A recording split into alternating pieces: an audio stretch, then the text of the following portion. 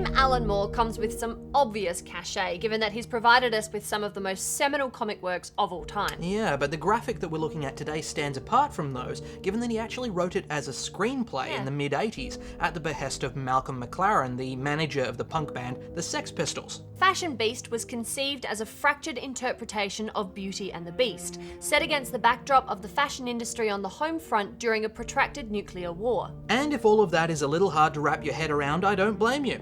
Fashion Beast is an odd creature to say the least, but nothing here is out of character for Moore's work, with dystopian themes, sexual identity, and mob mentality all at the forefront. I think that Anthony Johnson and Facundo Percio have done a great job adapting the original script. They've preserved Moore's voice while injecting their own style into this quite perverse story. We follow a coat check girl called Doll Sequin as she falls into a job as a model for the House of Celestine, the fashion salon around which the entire city revolves. Then, of course, we meet Celestine himself, the beast of this story, who paradoxically seems to be more of a victim of his situation as the story continues, sitting in a darkened room, providing petty distractions to a nation at war. I recognised elements of movies like Terry Gilliam's Brazil in the DNA of this dystopian tale, but I think that's a symptom of when it was written in the mid-80s. And I think the shallow fixation on image is possibly more relevant now than it was then. And given its origin, I think Percio has found a really wonderful way to approach the artwork. Many of the frames feel like you're watching a movie, and yet he makes great use of the freedom that the comic medium provides.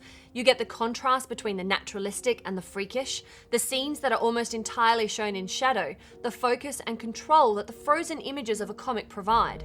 I honestly think this works better as a graphic novel than it ever would have as a movie. I really love this story. I'm giving it a buy. Yeah, I tend to agree with you. I think some of the compositions in there, along with some quite hefty sections of dialogue, mean that this has found its proper home on the page rather than the screen. I mean, I've got to say there were a couple of pacing issues I was feeling, some visual illusions that didn't quite play out as much as I wanted them to, particularly the tarot cards. I wanted that to go somewhere a bit more, but that's all small stuff. It really is. I am still giving this a buy, and another Alan Moore book on the shelves, that's never going to be a bad thing.